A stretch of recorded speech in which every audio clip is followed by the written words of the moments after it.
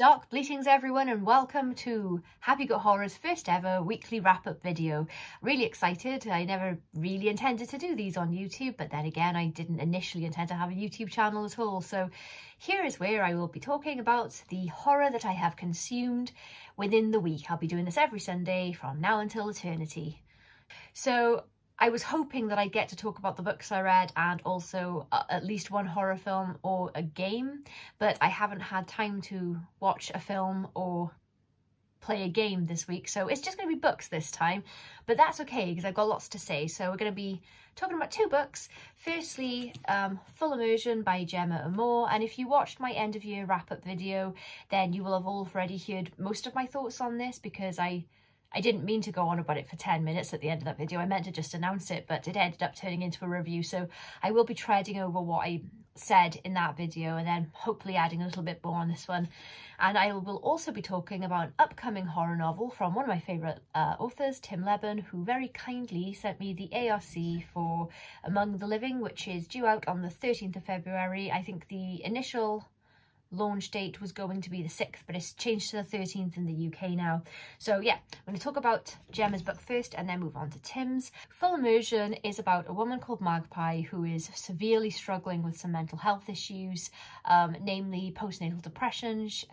She's not long had a child and she has exhausted all other options, and in desperation has written a letter begging to be part of an experimental new kind of therapy.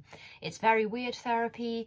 They hook her up to all sorts of monitors and machines and whatnot, and then basically the book is told structurally through jumping between Magpie's subconscious, as she's like in this induced state working through her trauma. So it's kind of like therapy that's going on in her memory banks and her subconscious and everything, and then we alternate between that and go into the real world. And the real world in this case is the control booth, where a technician and a doctor are keeping an eye on her and watching all of her vitals and yeah, making sure that she's physically safe and monitoring what's going on psychologically. So they have screens and all sorts of things, so like they know what she's seeing, what she's saying, all of that stuff. So the concept is great. I really enjoyed it because I haven't read anything like this before. The only thing it reminded me of, and I mean this as like the highest compliment, is it had shades of Cell with Jennifer Lopez, a film that I think is really underrated personally, and I don't know why more people don't talk about it, but it's that sort of concept. So in that film, Jennifer Lopez is a therapist and they're trying to find a victim of a serial killer. They believe that she's still alive. They have the killer, but he's in a coma, and they're trying to figure out where she is before it's too late. And Jennifer Lopez goes into his mind. So that's kind of the setup is what I pictured when I was reading this in as Magpie's snoozing away there. I pictured her sort of like hovering in the air with all of these things attached to her. Really, really cool, sort of like semi-futuristic. I mean, it's very futuristic, but it reads like it could be happening now, and like science has just advanced a bit more than the general public know about it, which I'm sure is the case. Yeah, so great sci-fi elements. So the narrative structure, first of all, I really enjoyed. I very much enjoy multiple points of view. We are mostly with Magpie. She is our protagonist. She's where the action is and where the story is developing, but the control booth characters were very, very interesting to me, for reasons I will get onto in a minute. So yeah, the actual writing, the style that the story is told in, and just sort of Gemma's use of language, the way she describes things, just very I don't know, very engaging. Found it really easy to connect with the characters. Gemma's writing is very empathic. The thing about mental health books for me is I normally do not like horror plots that revolve around mental health, because they often read at best like there's been some ignorance, like not enough research, or maybe written by someone who hasn't experienced the issue and it's just not depicted very realistically. and at worst I find them very insulting a lot of the time, where they're very tropey and disrespectful to people with mental illness, and there's been no attempt at nuance, and you know, there's a lot of stereotyping. You know, how many horror films have you seen where there's a killer stalking some person and then it turns out it was them the whole time because they've got ulterior, you know, personalities and stuff. You know, like the majority of people with sort of dissociative identity disorder are not running around murdering people and then not able to remember anything. So I'm not a mental health expert myself, but I do know that. And so yeah, I usually just avoid these kinds of concepts and plots altogether. But I read another of Gemma's books, Dear Laura, and I really enjoyed that. And then I listened to the Talking Scared podcast, and she was on there talking about this, and the host Neil said he couldn't read this. The subject matter was too heavy, I think, for him, and he just couldn't do it. And I was so intrigued. I was like, so I sought Gemma out at the next book convention I went to after I listened to that, specifically so I could buy this and have her sign it, which she did, which was very nice. So the story, how is the story? It is a horror novel after all. So there are a lot of layers to this.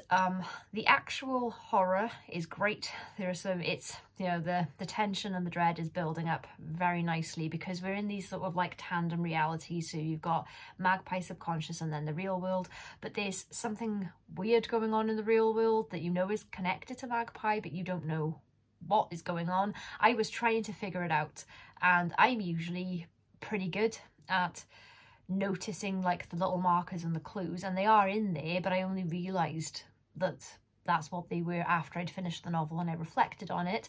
So yeah, Gemma does like set everything up, so I think maybe if you're a bit more perceptive than me, maybe you could work it out. That's the best kind of setup, but yeah, on a second read I think I would notice a lot more. But yeah, I really enjoyed that because I just knew that something awful was going to happen, and it's a weird feeling because I'm not sure that I actually enjoyed it. But I mean, I did enjoy the book, but I don't know like if enjoy is the right word. I experienced it. It was very visceral because the feeling of tension and dread and all of the horror and everything is very much tied into Magpie's mental health and her mental state, and she's going through her subconscious, like trying to unlock memories, like they're trying to figure out the root cause of the issues, and you know, so that she has those sort of like eureka moments, like epiphanies, new perspectives, things like that, you know, like the classic sort of like therapy techniques, but just in a much sort of like deeper, involved setting. And I really enjoyed that. But because the building horror on the outside, you know, is connected to her, it was like in a normal horror novel I would really be enjoying like, oh, what's going to happen? But for this I was just so full of dread, and it just made me, I felt like it was very reflective of what was going on with her, and I wasn't, you know, relishing her pain, the building fear and dread of what was going to happen, because I wanted her to be okay. So it, yeah, really had me on the edge of my seat. And the other thing that I did talk about when I mentioned this book before is the wider conversation that this book has already elicited. I've seen it all over the internet, and I think it's great for it. It's sort of works as a social commentary and a metaphor. Well, not a metaphor really, it's like on the nose if you're thinking of it as a metaphor, but it's which I'm not, it's like blatantly about mental health, but it's specifically about how women are treated with mental health problems. And before anyone goes off, I am not saying that men don't have mental health problems, and I'm not saying that women I'm not saying that women's issues are worse, but we're just talking about women's issues for the sake of this review, because this is what the book is about. And obviously only people who birth children are going to be subject to postnatal depression. So it is a very specific disorder that doesn't affect everyone and can't affect everyone. Sorry, that's a cat going down the ladder if you heard that squeaking in the background. So I talked a lot about this in my written review, which I will link in the description actually if you're interested in a written review, where I went into detail about some elements, and now I would like to go into detail about some other elements. So Magpie is really, if ever, referred to by name by the people in the control booth. So you've got a male technician and then a female doctor who's in charge of the study, and they only refer to Magpie as the patient or the subject. For what I can remember, I noticed it going in, and I'm not sure if she's ever actually referred to by name, but yeah, she's referred to as an it.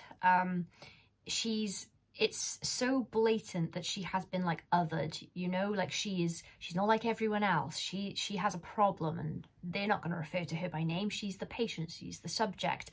And this kind of like dehumanization is something that people in real life experience all the time, especially women that complain about pregnancy related issues or postpartum related issues, and they are just not listened to. I don't have any postpartum experience. I haven't had children, I've never been pregnant, but I have had a lot of experience dealing with medical professionals because I was in a car accident over a decade ago now, and I'm absolutely fine.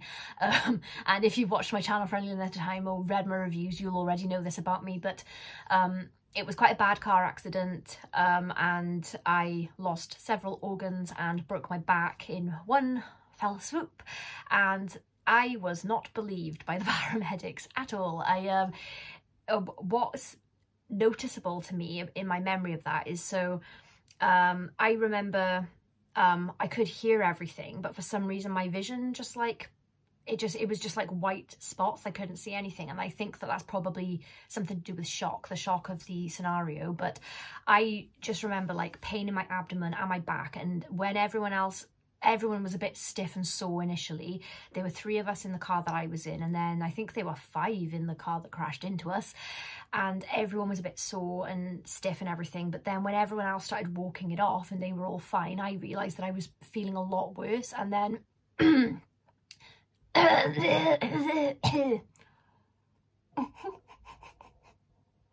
I don't know what that was, I'm sorry. Yeah, so I realised that I was in too much pain to actually move, and I was sat on the pavement, and then I realised I couldn't get up. People were telling me to get up. They were going to check us all over at the hospital, and I physically couldn't do it.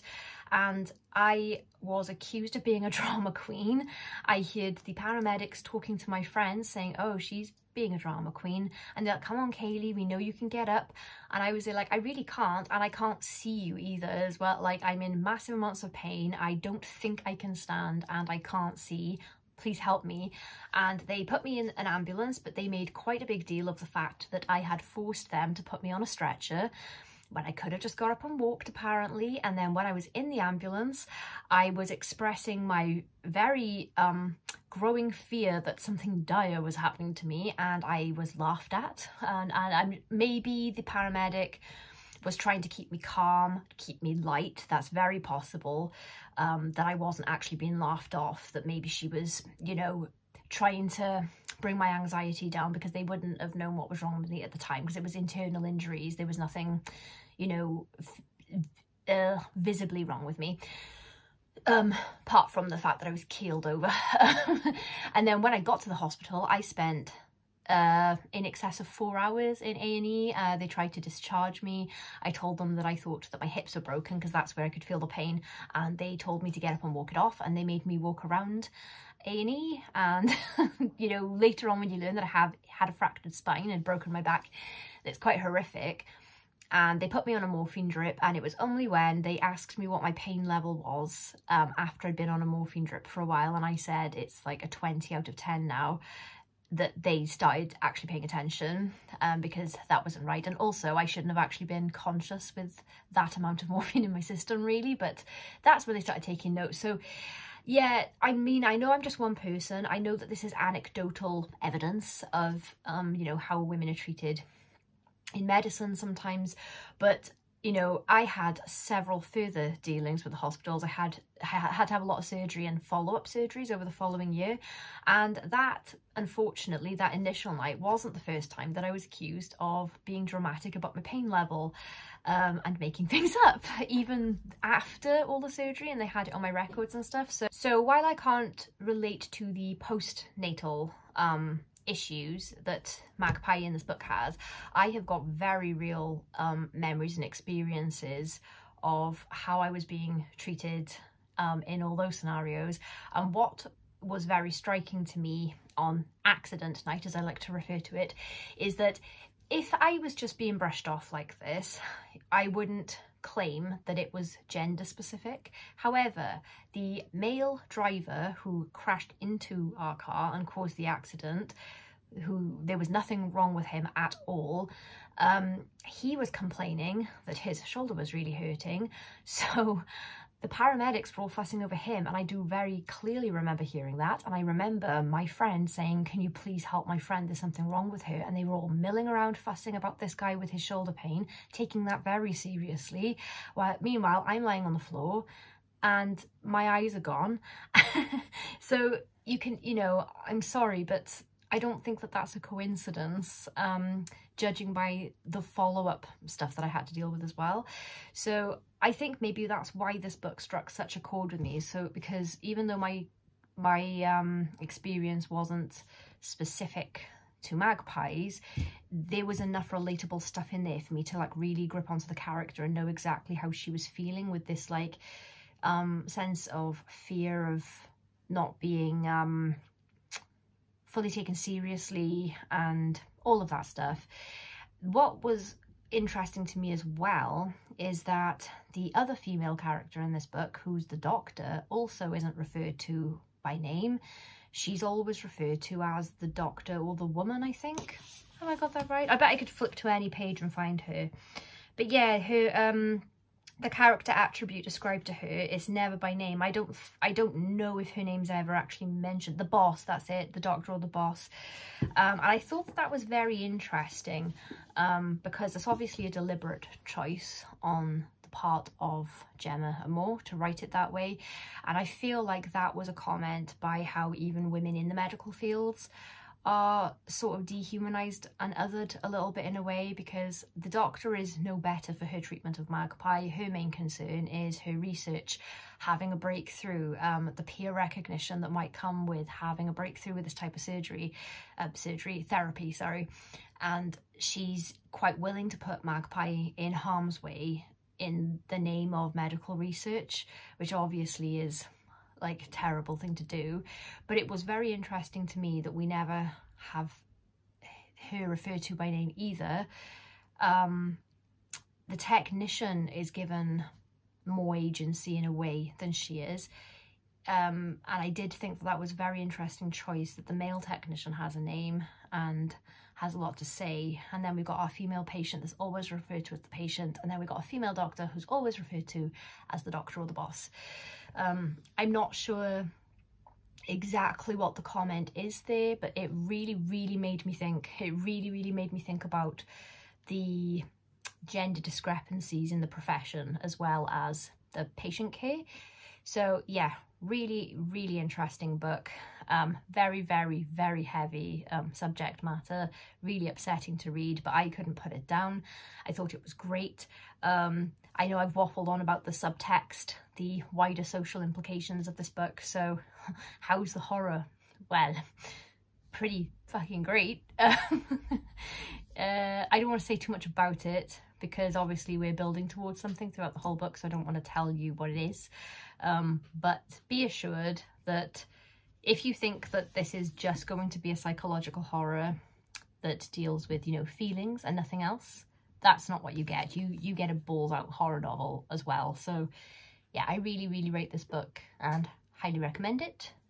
If you have any specific triggers, I would maybe look up the trigger warnings for the book first, just in case, because while I do think that this is actually kind of therapeutic to read if you relate to any of it, there are some people that might be at points in their life where maybe this is a bit much at the time, so just be warned.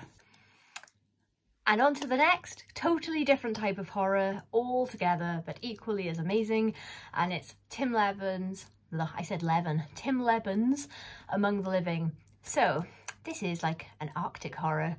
Arctic, Antarctic, Alaska. It's one of those. Place covered in snow that people don't often go to. So in the beginning, we have a group of people who I think that they're illegally going to explore a caving system that hasn't been accessible for like the whole time it's existed because of the snow and the ice and everything, but with the advent of global warming, things are starting to melt a bit, thaw, and yes, they're able to get into this cave, and they find something really scary in there. And I really loved the opening because it really like chilled me, no pun intended. I won't spoil anything about this book either.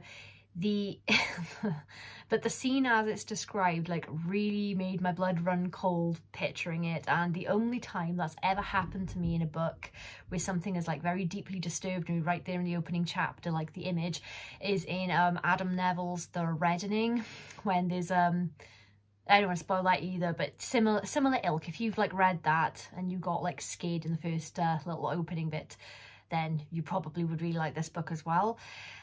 So yeah, that happens, and then a separate group that are sort of more environmentally minded also are going to this caving system, and I think they're hoping to stop the first group from whatever they're planning to do. They want it preserved. I think they care about nature and all of that stuff as well. So we've got these two sort of conflicting groups in a very remote, dangerous landscape, and things go awry very, very, very fast. So the short version of this review is that if you enjoy The Thing or The Last of Us, this setting of 30 Days of Night, this is a book that you will absolutely love. It's like it's been written for you if those are your preferences. Just like the best blending of all of my favourite types of horror. You've got like, it's potentially apocalyptic. I'm not going to tell you either way, but the scenario is absolutely dreadful. Yeah, like I said, dangerous terrain, barren landscape. The characters have got conflicts and backstories which make for very interesting sort of B plots, to keep the tension ticking over and everything as well, like as if the A plot wasn't already awesome enough. And yeah, it's just like the perfect winter read. We're still in the cold months right now, and if you're looking for a book that's going to make you want to wrap yourself in a blanket, this is an amazing one. So I can't recommend it enough for when it comes out on the 13th of Feb. One of the things that I thought that Lebbon did amazingly well in this book, and I've got a full written review of this, which I will also post in the description if you're interested. I'll put the link there. The way that Lebbon uses landscape is really, really impressive, and I find this in all of his books. His writing is so clear. It's almost like you've got like a direct telepathic link to this guy. Like you can see what he saw as he was writing it. That's how I feel. He uses his settings really, really well, like in with the horror. So he won't just plonk his characters in a place for the sake of it and be like, oh, that's scary, that's a cold, dark place.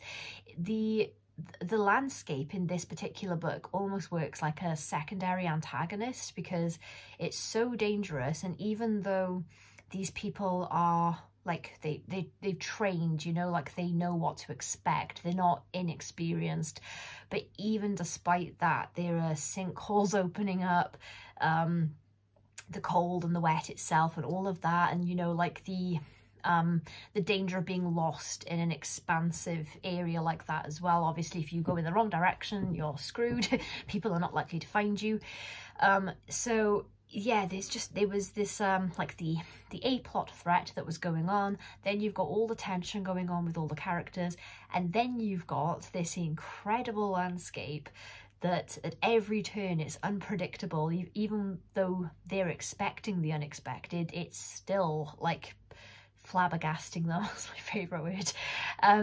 So yeah, there was just so much to make you feel on edge and tense and like scared for the characters in this book. It was just such, and I'm grinning like a maniac. I realise that as I'm like, oh, these characters are so terrified, everyone's so much danger, look how happy it makes me. But it's just so rare that I get to read a horror novel that's like good old-fashioned horror. Do you know what I mean? Like, Let me try and explain my point about that. So I feel like the landscape of horror fiction has like morphed quite a lot over time in great ways, like don't get me wrong. So there are more authors than ever, there are more books being published than ever, thanks to the indie publishing options that are, you know, people can self-publish books now. If you can't get an agent, you can't land one of those big 5 publishers, no problem, because you can probably hook yourself up with an indie press, or you can go the self-publishing route. So there is so much on offer at the moment these days with horror, and it's amazing because it's just such a varied genre now. It has a million subgenres all of its own, and in the same way that I absolutely love explorations of, you know, very serious like social and medical issues, like as you see in this book, I also absolutely love just a good old-fashioned balls out horror story. Like, here's your problem, it's potentially supernatural, maybe it isn't, maybe it is, who knows, but it's gonna mess with you, and you know, characters on the run from a thing. I absolutely love that. And with the emergence of all these other amazing subgenres, I just don't see it as often anymore. When I'm sent review requests for Happy Goat Horror, to be fair, I never get 2 books that are alike. I'm thinking back over the last year of everything I've read, I didn't even get anthologies that were samey this year. They were all so different. Like, all the stories in all the anthologies I read, even the themed anthologies, like, they were all so different. And I definitely didn't read any novels that were similar to each other in any way, shape or form. And I've just been really enjoying that. But yeah, I think that one of my favourite sort of like areas of horror is like that, it's that good sort of like, yeah, just balls to the wall, this is a scary story kind of stuff. And I definitely got that with Among the Living. It was so good. And I'm a huge Tim Lebbon fan anyway. His writing just really ticks all of the boxes for me. I always find his characters so relatable, or if they're not relatable, I at least understand them. He does a really, really good job of creating like complex characters and very, you know, easily sort of like conveying like inner conflict and turmoil and all that. So even if you disagree with someone's decision, you can understand why they made it. Like, the characters just feel like real people, and I'm such a character driven reader that that's really the most important thing to me. So yeah, and I got that in spades in this book as well. And again, no spoilers, but oh my god, the ending. Oh, it just made me so happy. It's my favourite type of ending, and you'll never know what that is unless you read the book. But yeah, it's just a truly great scary story, and it was absolute pleasure to read it. So can't wait for Tim's next book now. It's going to be ages because this one isn't even officially out yet. So who knows when his next one will be unleashed on the world. Just have to wait in the wings for Adam Neville's next one instead for now, because that'll be coming out soon. But this isn't the video to start waffling on about Adam Neville again. So yeah, those are my sort of like reads for this week that I wanted to talk about. So as I said, Full Immersion by Gemma Amor won Best Book of 2023 for me.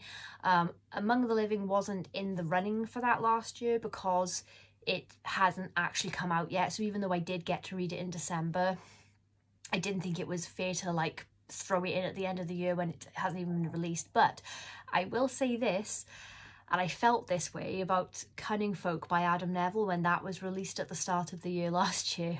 It is going to be really hard to beat Among the Living for this year's best book. I will be surprised if anything tops it. That's how much I loved it. That I'm saying that not even a full week into January at the time of recording this video.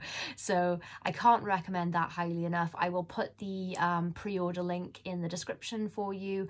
I will also put links to Gemma Amor and Tim Lebbon's website in the description as well, in case you would like to check them out. If you haven't read any of their work, completely different types of writers, completely different types of stories, but absolutely incredible horror authors.